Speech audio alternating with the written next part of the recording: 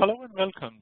Today we are going to look at Soffront CRM version 10, and we'll try to understand the Soffront Workflow Designer, how all of that works, how is it related to the system. We'll try to understand the record transitions and things like that. We'll try to understand that. Now, whenever we are using Soffront CRM, for instance, when we are working with a lead, we would find that there are specific ways of converting a lead from lead to opportunity and to prospect. Similarly, when we are working with tickets, we see there are specific process of converting a ticket from a group queue to agent queue, and then we finally resolve and close. So all these processes rather are driven by the Soffront Workflow Designer. Now, in order to convert a lead into an opportunity, normally we open up the lead like this, and there is an actions drop down, and in this actions drop down, there are certain actions available. And as a user, we are allowed to only perform the actions which are available in this drop-down. So I would be able to reassign this lead to somebody else. I would be able to convert it directly into a customer, discard it, and edit it, and convert it into an opportunity, and things, so things like that. So all these actions are defined predefined on the system. Now that's, you might be wondering, where is all of that being defined? And that's where the Workflow Designer comes into picture.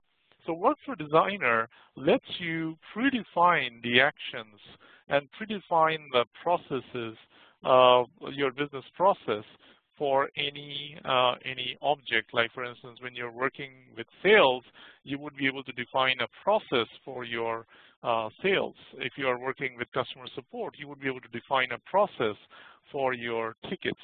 So let us quickly take a look at how we would be defining a process for the leads.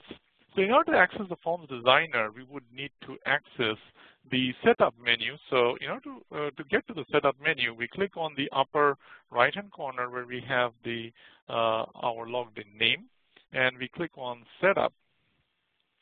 As soon as we click on Setup, we reach the menu bar, the tree menu structure over here, which is the primary Setup menu structure, and we expand Project Setup. Under Project Setup, we would find that there is something called Workflow. So we click on that, and we gain access to the Workflow Management area. Let us quickly select the leads workflow, since that's what we were planning to modify. Now, something that we need to take notice at this point is that a workflow can be defined for a single group or multiple groups.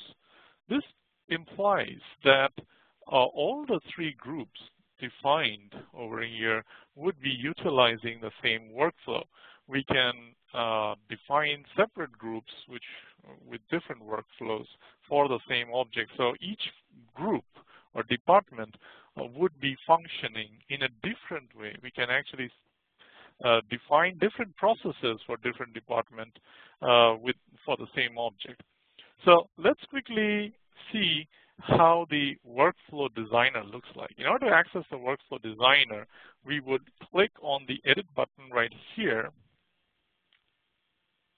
And right here, I am able to see all the different groups who are utilizing this specific workflow.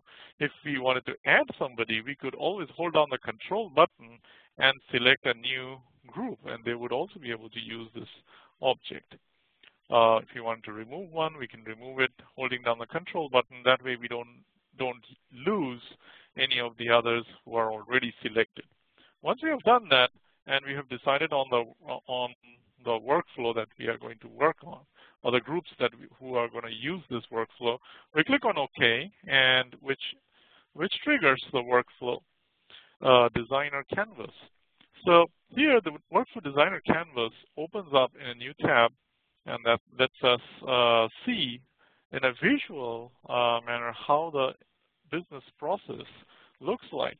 So what we're looking at right now is a typical sales process, starting from the point when we get a lead to a point when it gets converted into an to a customer, which is basically an account.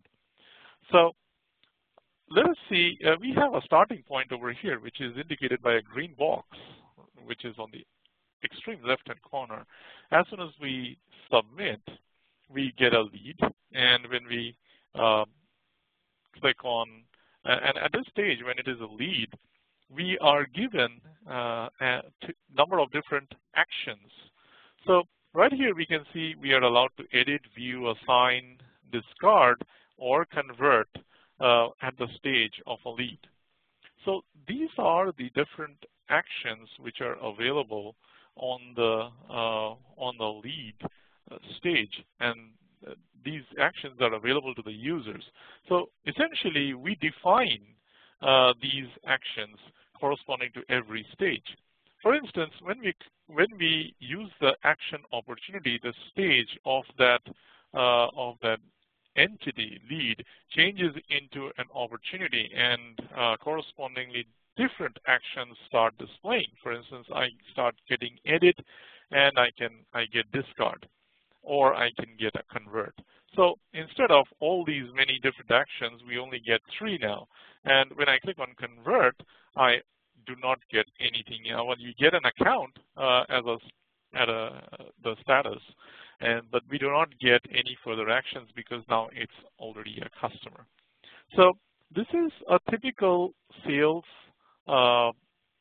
flow which we have out of the box. Now, what if we wanted to change this? This is a live canvas, so you can change your business process dynamically.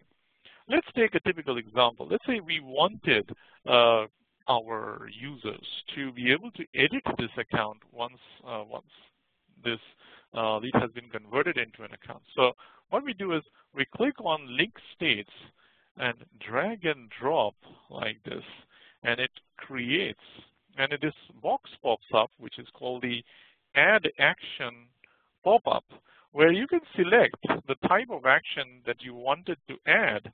In this case, I wanted to select edit, and corresponding to every action, you can define the action form. Now, there can be multiple subforms utilized for a single workflow, and you can have multiple subforms available. In our previous video, we actually defined what a form and a subform is, and here we can see all of that in action. So here we can select either any of these forms for the edit action. I would just select the main one. So that's how we dynamically added a new action to this status. So let us try to quickly recap. We have these boxes which we call statuses or stages to your process, and we have the corresponding actions available as lines.